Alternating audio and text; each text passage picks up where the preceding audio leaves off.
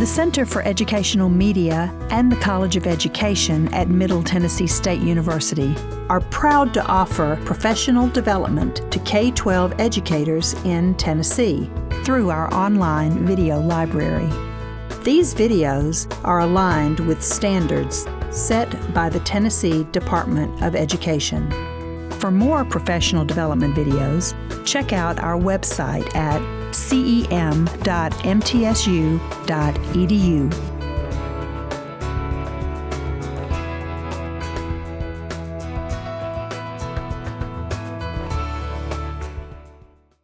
Like I said, we're going to do two parts of an activity dealing with the Little Rock 9. And we're going to be looking at some more text-based sources, as well as a couple images, and talking about how you break down those sources and then how you put them together to use. So we're going to have more graphic organizers and more discussing how to use it in your grade level and all that kind of good stuff. Okay, so first of all, we're going to do a fact storming, and this is all based on a lesson plan that we have available from our website called Little Rock 9. It's up there right now. Fact storm the Little Rock crisis. What do we already know about it? Or do you know anything associated with it? 1957. 1950. Oh, okay. There you go. Eisenhower's president. Eisenhower's president.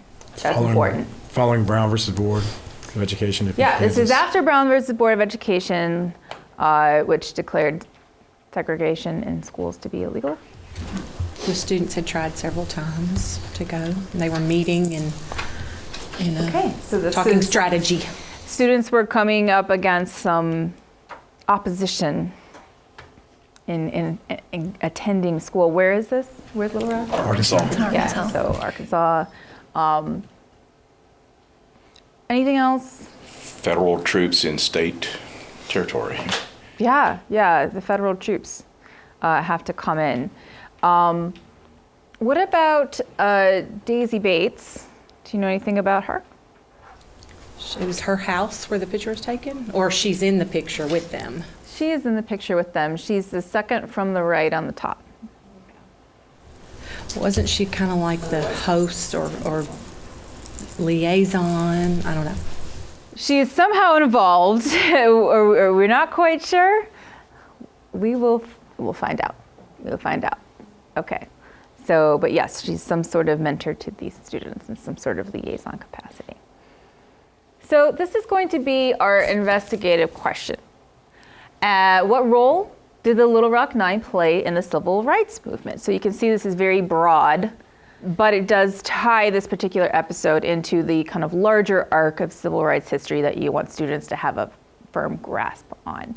Obviously, it plays a role in the school desegregation part of the civil rights movement, but how does it fit in terms of significance? So keep this question in mind. We'll return to it later on. Okay, now this is the kind of event in history that your students probably haven't learned before they get to you. Like they know about Rosa Parks, they know about Martin Luther King. I have a daughter in first grade who was learning about Rosa Parks and Martin Luther King and telling me about them last night, and it was very nice to hear her starting to build that context knowledge. So we're going to start by front-loading some context for them and giving them the background of what happens here. So to do that, we have a YouTube clip, and I'm going to read to you a letter. This is some background on Daisy Bates and the letter that I'm going to be reading out loud. Daisy Bates, she was the publisher of the Arkansas State Press and president of the Arkansas State Conference of NAACP branches. So the NAACP is very involved in supporting this effort to desegregate this particular school, and they put all their resources, including Thurgood Marshall, to work to get this to actually be successful. So she led the campaign to desegregate the public schools in Little Rock, Arkansas. Thurgood Marshall served as chief counsel. the school board agreed to begin the process with Central High School approving the admission of 9 black teenagers. The decision outraged many white citizens, including Arkansas Governor Orville Faubus, who ordered the Arkansas National Guard to surround Central High School. When the black students tried repeatedly to enter, they were turned away by the guardsmen in an angry white mob, which we saw, that famous photo, of course. President Eisenhower sent federal troops to Little Rock to force the governor to uphold the ruling and to protect the children. And then September 25th, 1957, the federal troops safely escorted the students into Central High School. So in the midst of this crisis, while the students were attending classes, Daisy Bates wrote this letter to Roy Wilkins, who is another NAACP official, to report on the students' progress. So I'm going to pass out this letter, and we're going to read it a couple times. The first time you read it through, circle words or phrases that are unfamiliar. And we imagine that this is probably the kind of source that you might not have students read in the 5th grade class, but they would definitely read in high school, where you might want to use a very small excerpt of it for 5th graders. But go through and circle words or phrases that are unfamiliar, not necessarily unfamiliar to you, but that you think would be unfamiliar to your students. And then when you read through it a second time, then underline key points and annotate it. Write questions in the margins or things that you think are interesting or surprising or that you want to know more about. Annotate that in the margin, because that's actually going to help you do the next part of this activity. So, and this is just the first page of a 2-page letter.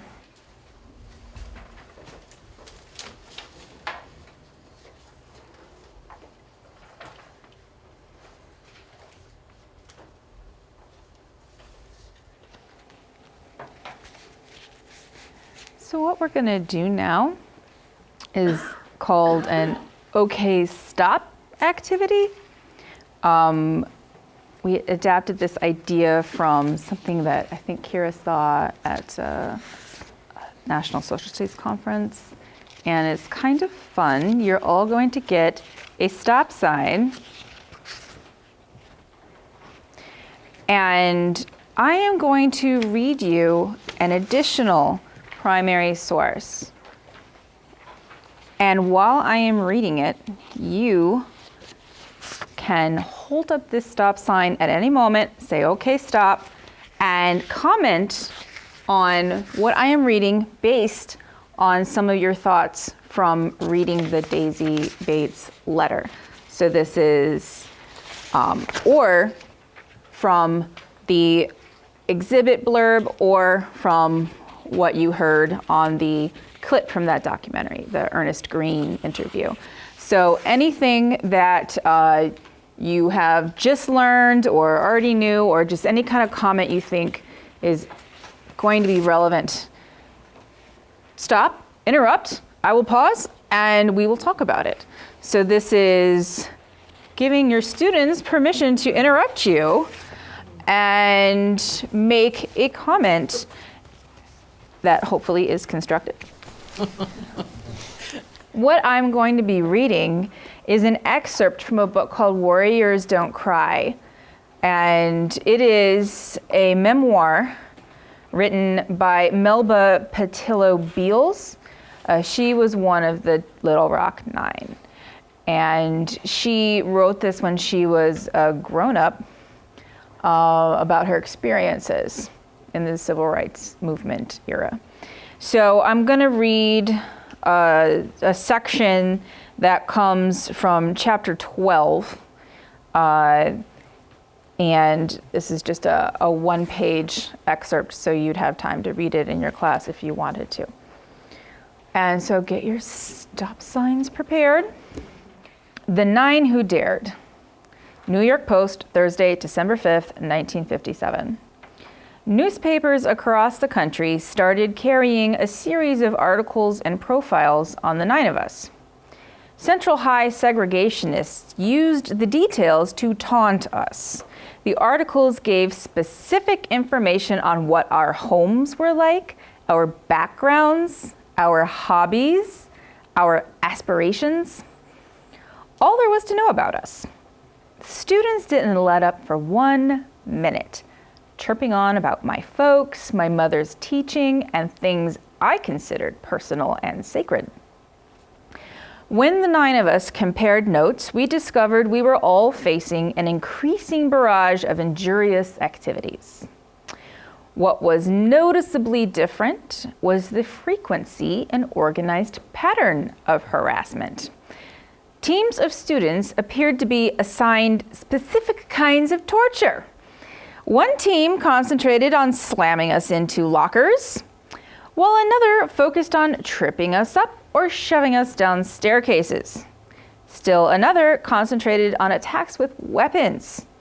Another group must have been told to practice insidious harassment inside the classrooms. Still others worked at entrapment, luring the boys into dark corners or the girls into tight spots and isolated passageways. Some continued to use the showers as a means of abuse. At the same time, I was feeling alarmed about rumors of segregationist training programs to sharpen the skills of hooligans inside the school. I was also increasingly worried about Minnie Jean. She was waging yet another battle with school officials to get permission to appear with the choral group in the Christmas program. No matter how much Thelma and I tried to convince her to let go of the idea, she wouldn't give up the notion that if she could perform, somehow the white students would see she was talented and therefore accept her. I fretted about Minnie Jean as I plunged into my birthday party plans. But the more I tried to console her, the less she listened. She was the only one of my 8 Central friends I had invited to my party because I wanted to escape all thoughts of being an integration person. I made her promise not to talk about Central in front of our Horace Mann friends. Not inviting the others made me feel guilty. But had the 8 come, I knew I would have been separate, one of the Little Rock 9 and not just plain Melba, a member of my old group. I counted on reconnecting to my friends from my former school. I wanted them to accept me, to take me back into their fold. I got through that whole thing without being interrupted once. Was there a point at which you were thinking about holding up a stop sign? Yes. When you were reading her letter about the point where she was saying that she felt like it was organized with the same things that they were talking about in here with the kicking and slamming people into lockers, how the principal and 2 vice principals actually had to meet with them, and then how they said that they were making a point in this letter when they said as a result of our visit, because they said it several times that nothing was being done until their visit. So that was the point where I was like, oh, it was more than just one of them. They all felt that way. Yeah. Good. Okay. Was there another point of corroboration or particular interest? Well, when they're talking about the Minnie Jean and Glee Club for the Christmas program, it wasn't that she was being removed from Glee Club totally. It was just the Christmas program, the public viewing part. But then, the book saying that, I just told her to give it up, just move on, and she didn't want to give up. But it was because of that meeting about the Glee Club that we end up with having the discussions about the other issues. Yeah. I had a question about why 9, and one of the comments are in there says that they had information that I guess leaked out about the families. Was there a vetting process? From what I know, there would have been a vetting process because they would have wanted to send the best examples of student behavior to try to integrate. This happened in a lot of other schools as well. You want the students that you think will succeed should they get in there. The ones that are the most polite, the ones that are the most capable of reserving their emotions to ensure that, if it doesn't work with them, it won't work at all. And you kind of saw the same thing with the Clinton 12, which actually took place the year before, as you know, in Anderson County, Tennessee. And you saw pictures from the documentary of how they were dressed, and also in the image of them all on the couch. They made a point to dress as nicely, clean-cut as possible every single day. They did not want to give anyone any reason to object to them apart from the color of their skin. And that must be, these are teenagers.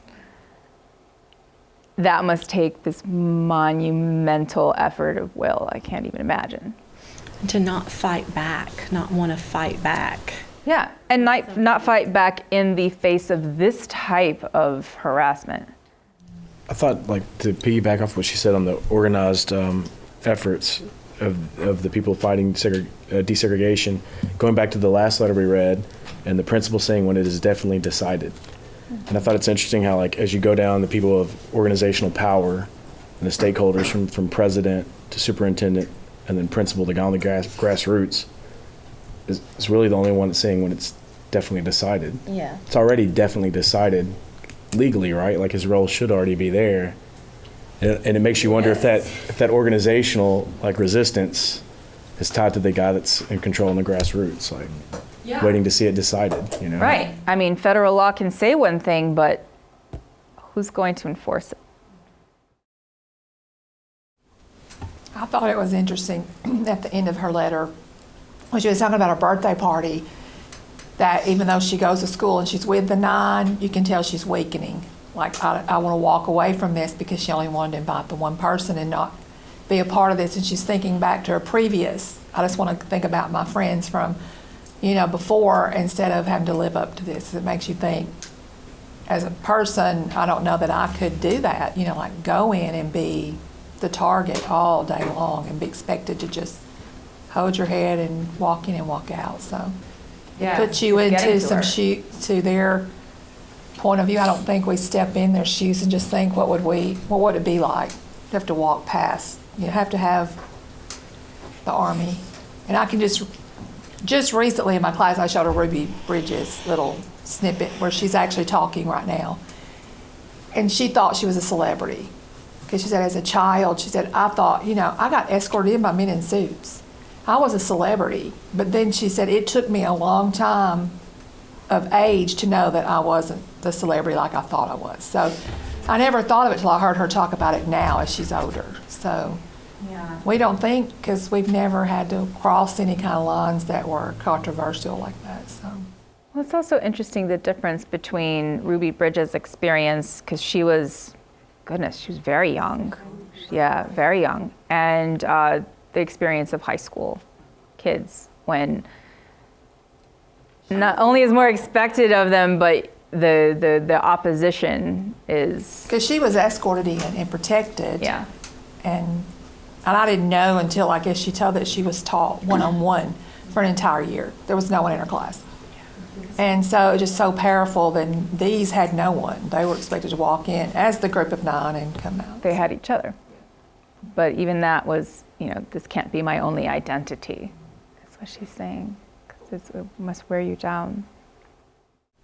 Did they have anybody on their side? Because she talks about how it says, we have many pupils willing to help if given the opportunity, but it seems like, did they have anybody from the school standpoint? I wonder if maybe Melba might have mentioned that at some other point in her memoir, or if one of the other students might remember some kind of friendly face among the hostile reaction. But you would think that if the opposition is that organized, they probably were finding a way to kind of block other students from helping, or maybe they had to organize because not enough people would have joined in if they hadn't made a concerted effort. Or like what Ernest Green alluded to, the more pushback you get, the bigger deal it is that you might succeed. So the threat was larger.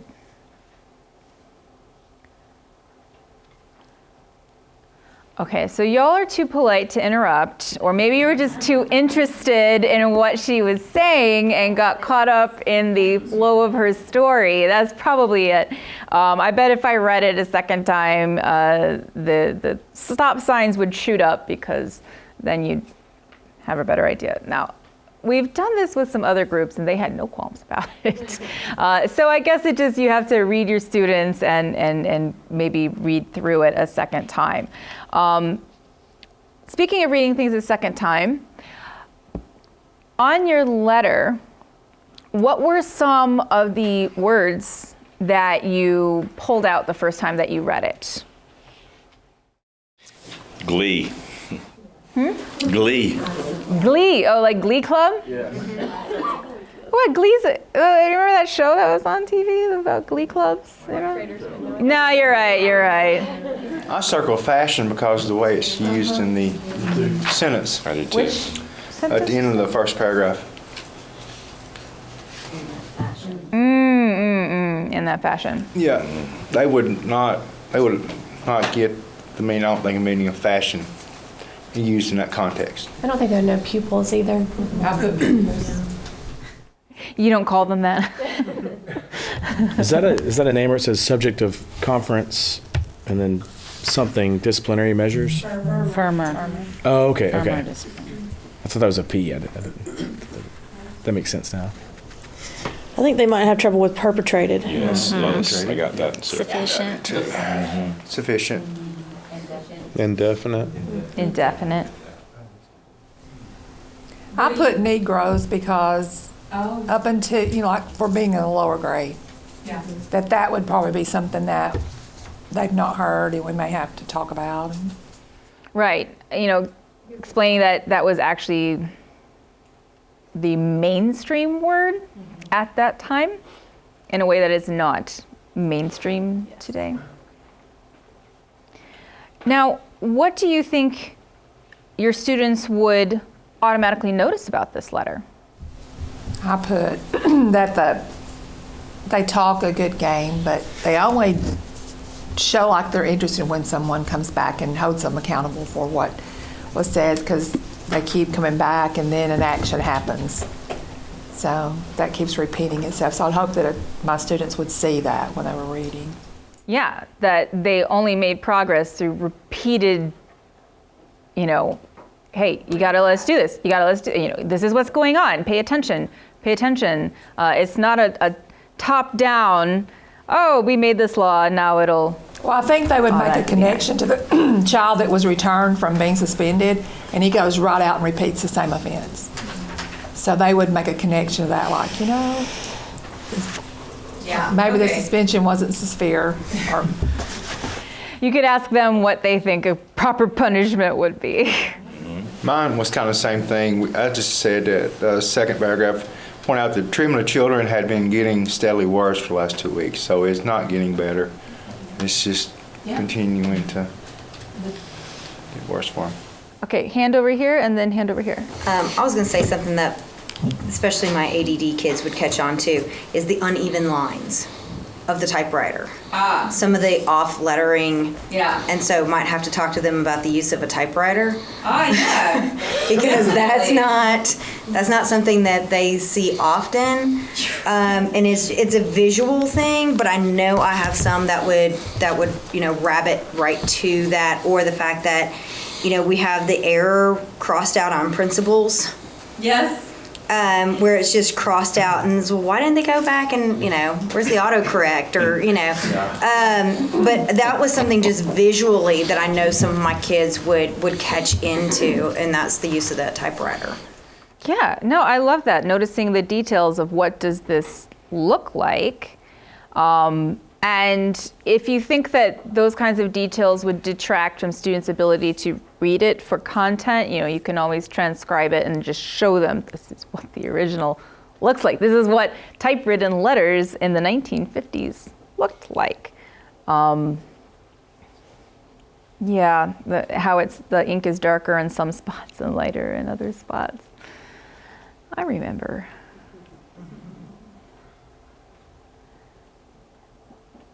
So how would you, those of you who teach younger students, would you use any parts of this with your students?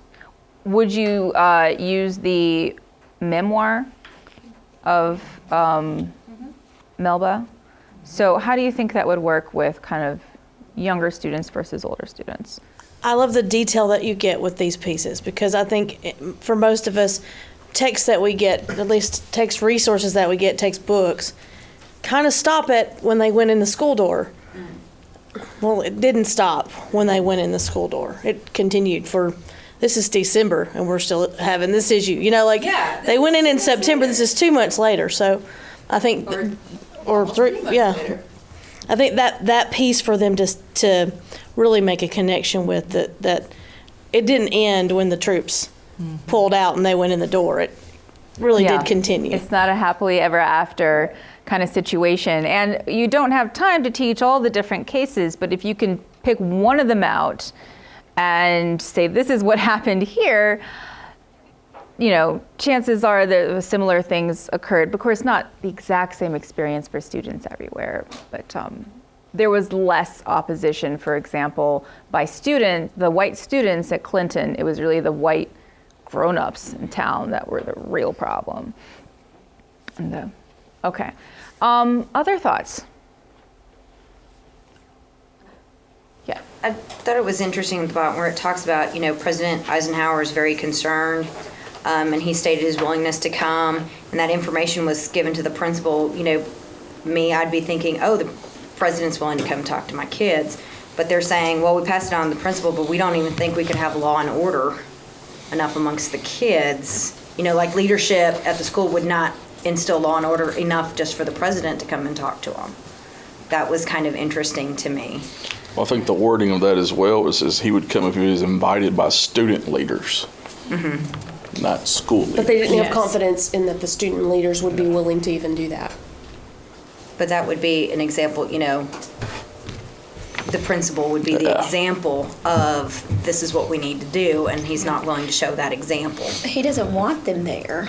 In the first paragraph, he's stating that he talks about wanting the troops gone. If that's what he said to Minnie Jean, then he doesn't want the president there. He doesn't want anyone there when he tells her that if the Negroes actually get to come to that school with the whites and the troops are removed, why would he even include that unless it's more of a bullying tactic to say, you can be in our glue club if the troops are gone and then we decide on this. It's more of trying to get her to do what I want you to do or this is going to happen.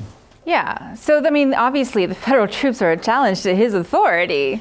So how is he trying to negotiate that back? Or is he just trying to keep the troops there to keep the peace with the student body?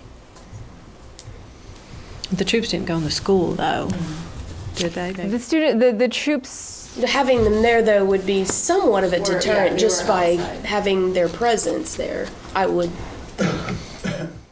Do you think your students would be able to corroborate those two sources? Like things that they had in common, do you think they would notice that? They would notice the same, like, things happening with the kicking and spitting in the lockers.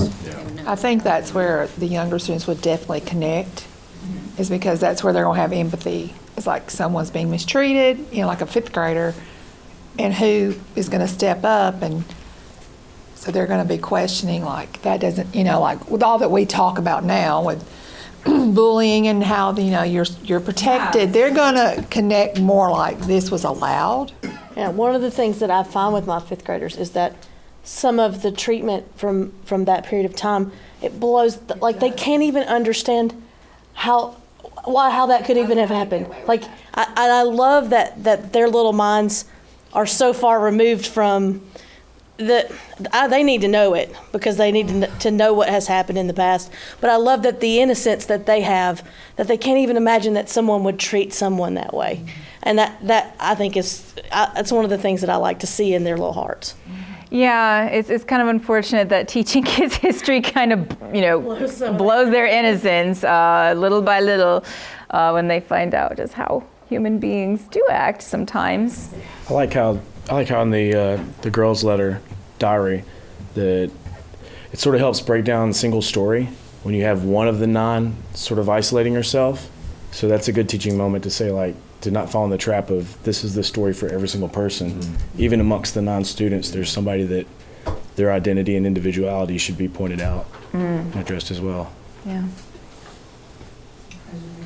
Do you think she did that though because their individualities were like put into question in their daily lives, since everything personal to them was put out there and it was attacked?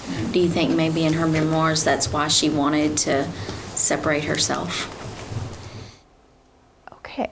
Now, what we're going to do is we are going to take our afternoon break, and when we come back, we're going to review the sources and review the investigative question. You're going to answer the investigative question in a graphic organizer, and you're going to synthesize the sources on a graphic organizer.